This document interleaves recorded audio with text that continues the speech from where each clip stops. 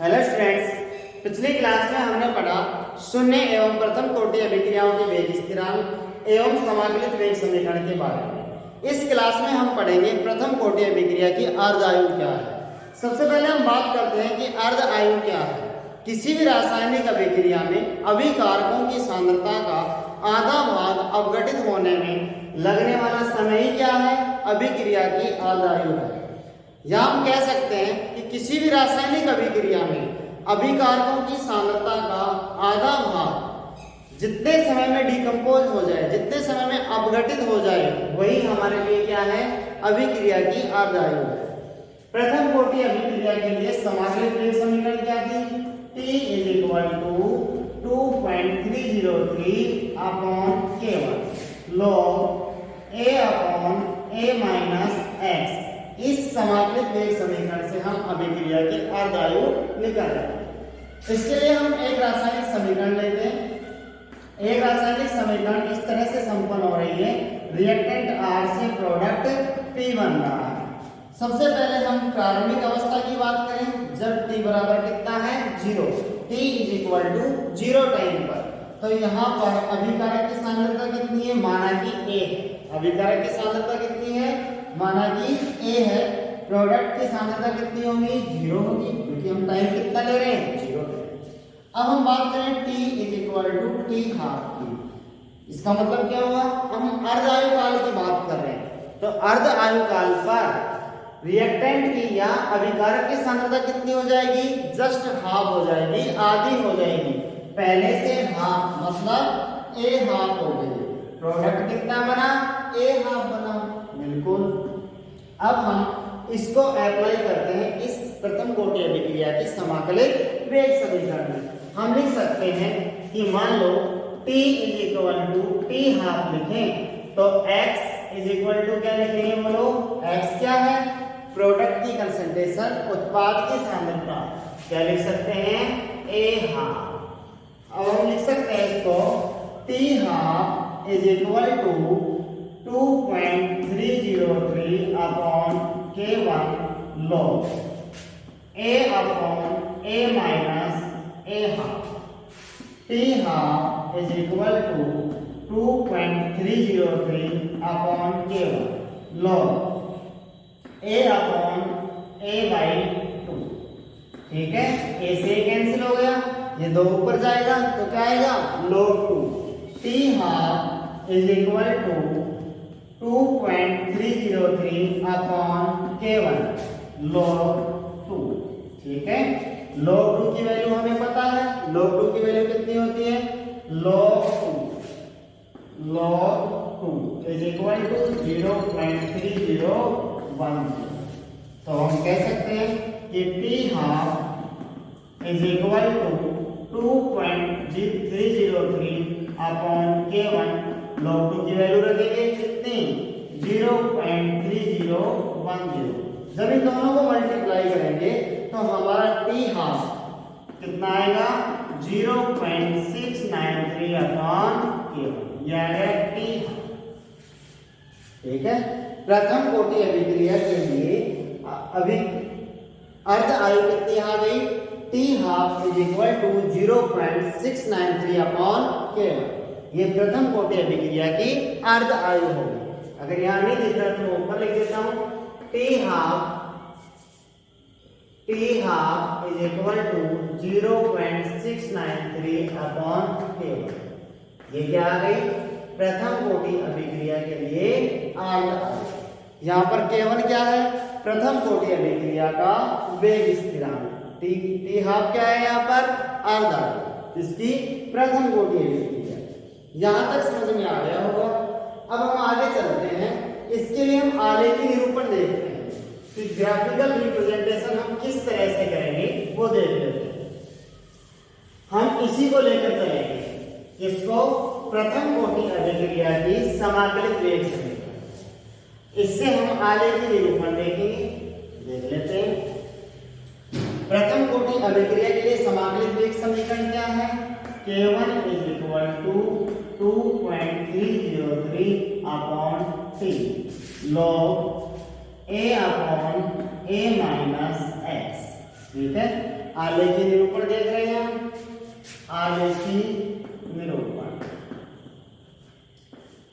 सबसे पहले हम log a upon a minus x एवं t के मध्य ग्राफ लेंगे। log a upon a minus x एवं टाइम t के मध्य ग्राफ, t के मध्य ग्राफ देख लेते हैं। इस समीकरण को सेट करते हैं। log a upon a minus x is equal to क्या लिख सकते हैं बोलो, k1 अपॉन 2.303 t लिख सकते हैं ऐसा। k1t 2.303 अपॉन में आ गया और log a upon a minus x. इसकी तुलना करते हैं हम सरल रेखा समीकरण से। सरल रेखा समीकरण होती है y is equal to mx plus c। ये क्या है, सरल रेखा समीकरण। इस सरल रेखा समीकरण में y एक्सिस पर कौन है बोलो, log a upon a minus x. x axis पर कौन है, t, और स्लोप ये कितना है, k1 अपॉन 2.303। और इंटरसेप्ट कुछ दिखाई दे रहा है क्या आपको, प्लस या माइनस में कुछ है क्या, कुछ नहीं है। जब कुछ नहीं होता तो हम उसको कितना मान लेते हैं, 0। अब इंटरसेप्ट कितना है, 0। वापस से देख लीजिए, इस समीकरण की हम तुलना कर देते हैं सरल रेखा समीकरण y is equal to mx plus c से। जब हम इसकी तुलना करते हैं तो y एक्सिस पर क्या आ रहा है, log a upon a minus x. x axis पर क्या आ रहा है, t टाइम, और स्लोप का मान कितना आ रहा है, k1 अपॉन 2.303, और इंटरसेप्ट कितना आ रहा है, 0। अब हम ग्राफ बनाते हैं। ग्राफ को कभी भी रटना नहीं, ग्राफ को सिर्फ सीखना है। देखिए हमें क्या करना है, सबसे पहले हमें x एक्सिस पर लिखना है कि x एक्सिस पर क्या आएगा बोलो, time t, time t। y axis पर क्या है हमारे पास, log a upon a minus x, log a upon a minus x. Graph कहां से शुरू होगा, ये हम इंटरसेप्ट से पता करेंगे। इंटरसेप्ट कितना आ रहा है, 0। जब इंटरसेप्ट 0 होता है तो ग्राफ अपने मूल बिंदु से शुरू होता है, और जब इंटरसेप्ट की वैल्यू पॉजिटिव में होती है तो ग्राफ अपने मूल बिंदु से ऊपर से शुरू होगा, और जब इंटरसेप्ट की वैल्यू नेगेटिव में होती है तो ग्राफ अपने मूल बिंदु से नीचे से शुरू होगा। अब यहाँ पर इंटरसेप्ट की वैल्यू कितनी है, 0, तो ग्राफ कहाँ से शुरू होगा, यहाँ से। इस तरह से ये ग्राफ बनता है। अब हम स्लोप की वैल्यू निकालेंगे। Slope is equal to tan theta, और ये कितना आ रहा है बोलो, k1 अपॉन 2.303। ये स्लोप आ गया। ये ग्राफ हो गया log a upon a minus x एवं t के मध्य। ये बात log a upon a minus x एवं t के मध्य ग्राफ। अब हम देखते हैं log a माइनस एक्स एवं t के मध्य ग्राफ देख लेते हैं। हमारे पास यही समाकलित रेखीय समीकरण है। अब हम देखेंगे log a माइनस एक्स एवं t के मध्य graph. log a minus x एवं t के मध्य ग्राफ देखते हैं। देखिए समाकलित रेखीय समीकरण को हम कैसे लिख सकते हैं, इसको k1 t is equal to 2.303 ऐसा लिख सकते हैं, कोई प्रॉब्लम नहीं है। और log a upon a minus x, या फिर हम इसको ऐसा भी लिख सकते हैं, अभी लिखा था log a upon a minus x is equal to k1t upon 2.303। अब हम बात करते हैं इस log a upon a minus x की। log a अपॉन b को हम लिख सकते हैं log a minus log b। कोई प्रॉब्लम नहीं है ऐसा लिखने में, बिल्कुल लिख सकते हैं इसको। तो हम क्या लिखेंगे, log a minus log a minus x is equal to k1t upon 2.303।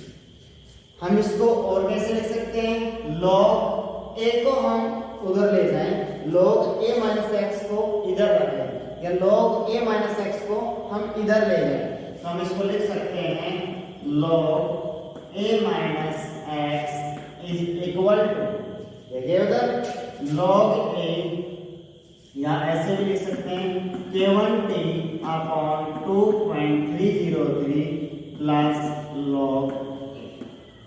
ठीक है, अगर नहीं दिख रहा तो मैं ऊपर लिख रहा हूं उसको।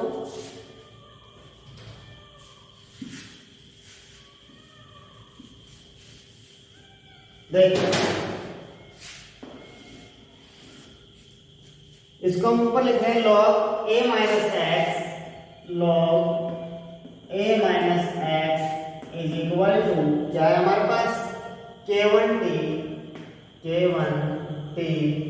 अपॉन 2.303, ठीक है, प्लस log a। अब हम बात करते हैं सरल रेखा समीकरण की। इस समीकरण की हम तुलना करते हैं सरल रेखा समीकरण से। सरल रेखा समीकरण क्या है, y is equal to mx plus c। y axis पर कौन है, log a minus x, x axis पर कौन है, t, और स्लोप कितनी है, k1 अपॉन 2.303। लेकिन ये किसका आएगा, नेगेटिव का आएगा, negative, minus k1t upon 2.303। Negative क्यों आया, क्योंकि k1t अपॉन 2.303 को हम इस साइड लेकर आ रहे हैं, तो इधर पॉजिटिव है तो इधर क्या होगा, नेगेटिव, और log a minus x negative था, हम इसको इस साइड लेके जा रहे हैं, तो माइनस से कैसा हो गया, पॉजिटिव हो गया। ये इंटरसेप्ट कितना आ गया, log a। अब हम बनाते हैं ग्राफ। ग्राफ बनाने से वही x और y एक्सिस पर हम लिखते हैं, देखिए y एक्सिस पर हमें किसको लिखना है, log a minus x, log a minus x, और x एक्सिस पर किसको लिखना है, t। बिल्कुल, अब देखते हैं हम इंटरसेप्ट क्या है, इंटरसेप्ट कुछ है क्या, इंटरसेप्ट है, बिल्कुल है, log a है, पॉजिटिव है या नेगेटिव है, पॉजिटिव है, तो ग्राफ मूल बिंदु से ऊपर से शुरू होगा। अगर ये नेगेटिव होता तो ग्राफ मूल बिंदु से नीचे से शुरू होता।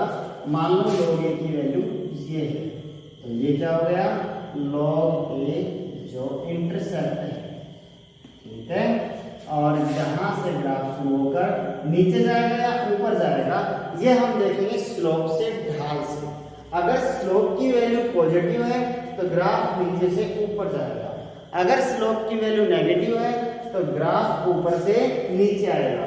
स्लोप की वैल्यू कैसी है बोलो, नेगेटिव, तो ग्राफ ऊपर से नीचे आएगा। इस तरह से हम कह सकते हैं कि यहाँ पर slope is equal to tan theta is equal to minus k1t upon 2.303।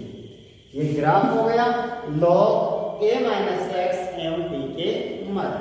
एक बार फिर से देख लीजिए, हम सबसे पहले प्रथम कोटि अभिक्रिया के लिए समाकलित वेग समीकरण लेकर चलते हैं। इसको हम ऐसे लिख सकते हैं, log a upon a minus x is equal to k1t upon 2.303। log a upon b, इसको क्या लिख सकते हैं, log a minus log b। log a minus x is equal to k1t upon 2.303। अब हम इसको log a माइनस x को एक साइड में ले लेते हैं। मान लो हमने इस साइड में ले लिया, ये नेगेटिव से कैसा हो गया, पॉजिटिव हो गया। अब k1t अपॉन 2.303 को हम इधर लेकर आ रहे हैं, तो पॉजिटिव से कैसा हो गया, नेगेटिव हो गया, लेकिन log a एक ही वही है, तो कैसा आएगा, प्लस log a। हम यहाँ लिख देंगे इसको log a minus x is equal to minus, ये माइनस है भी, minus k1t upon 2.303 plus log a। अब हम इसकी सरल रेखा समीकरण से तुलना कर देते हैं। सरल रेखा समीकरण क्या है? y = mx + c। y axis पर कौन है? log a - x। y axis पर log a - x। x axis पर t है, टाइम। यहाँ पर इंटरसेप्ट कुछ है क्या? बिल्कुल है, log a है। अगर इंटरसेप्ट कुछ भी नहीं होता, इंटरसेप्ट की वैल्यू 0 होती तो ग्राफ अपने मूल बिंदु से शुरू होता, लेकिन इंटरसेप्ट अब हमारे पास log a है और जो कैसा है? पॉजिटिव है, तो ग्राफ ऊपर से शुरू होगा, मूल बिंदु से ऊपर से। अब ग्राफ इस बिंदु से ऊपर जाएगा या नीचे जाएगा, ये कौन डिटरमाइन करेगा? स्लोप। अगर स्लोप की वैल्यू नेगेटिव है तो ग्राफ ऊपर से नीचे आएगा, अगर स्लोप की वैल्यू पॉजिटिव है तो ग्राफ नीचे से ऊपर जाएगा। यहाँ पर स्लोप की वैल्यू कैसी है? नेगेटिव, तो ग्राफ ऊपर से नीचे आएगा। तो ये हो गया log a - x और t के मध्य ग्राफ। अब हम प्रथम कोटि अभिक्रिया के लिए अंतराल समीकरण देखेंगे। क्या देखेंगे? अंतराल समीकरण। अंतराल समीकरण कब काम में आती है? जब हमारे पास अभिकारकों की प्रारंभिक सांद्रता नहीं हो, तो वेग स्थिरांक का मान निकालने के लिए अंतराल समीकरण का उपयोग किया जाता है। कब किया जाता है? जब हमारे पास अभिकारकों की प्रारंभिक सांद्रता उपलब्ध ना हो। अंतराल समीकरण, अंतराल समीकरण। देखिए, सबसे पहले हम एक रिएक्शन लेते हैं, वही रिएक्टेंट से प्रोडक्ट। रिएक्टेंट और रिएक्टेंट इसी का बन रहा है प्रोडक्ट। ठीक है, सबसे पहले T = T टाइम पर रिएक्टेंट की सांद्रता कितनी होगी? A। हमने मानी है प्रोडक्ट कितना होगा? 0। जब हम T1 टाइम की बात करते हैं तो रिएक्टेंट की सांद्रता, मान लो प्रोडक्ट हमारे पास x1 बन गया, तब T1 टाइम, तो रिएक्टेंट कितना बचा? A - x1। T2 टाइम पर T = T2 time, T2 time पर मान लो हमारे पास प्रोडक्ट बन गया x2, तो ये कितना बचा? A - x2। ठीक है, अब हम बात करते हैं वही प्रथम कोटि अभिक्रिया के लिए समाकलित वेग समीकरण। तो T1 टाइम पर, T1 समय पर हम बोल सकते हैं T1 = 2.303 upon K1 log A/A - x1। अब हम बात करते हैं T2 टाइम पर, T2 समय पर बात कर लेते हैं। T2 = 2.303 upon K1 log A/A - x2। ये समीकरण नंबर 1 और ये समीकरण नंबर 2। ठीक है, अब समीकरण 2 में से समीकरण 1 को हटाते हैं। समीकरण 2 में से समीकरण 1 को घटाने पर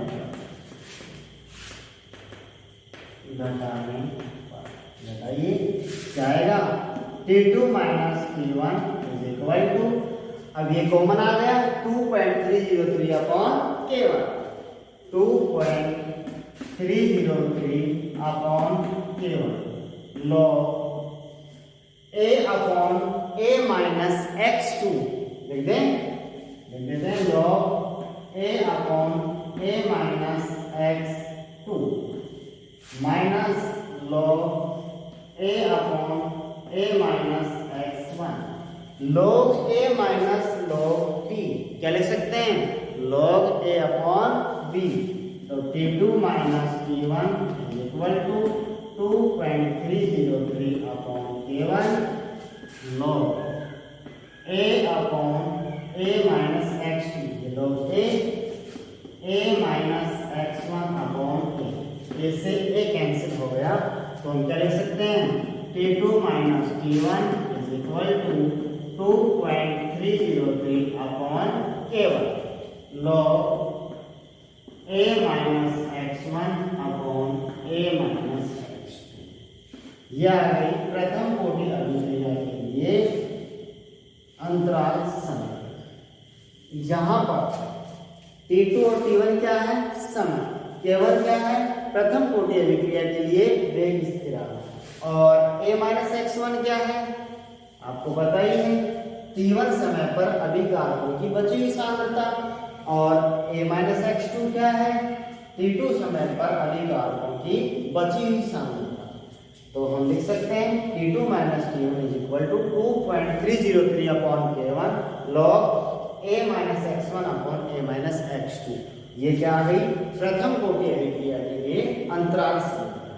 प्रथम कोटि अभिक्रिया की आदाई हो गई, प्रथम कोटि अभिक्रिया का आलेखी निरूपण हो गया, और हम बात कर लेते हैं किसकी? अंतराल समीकरण की।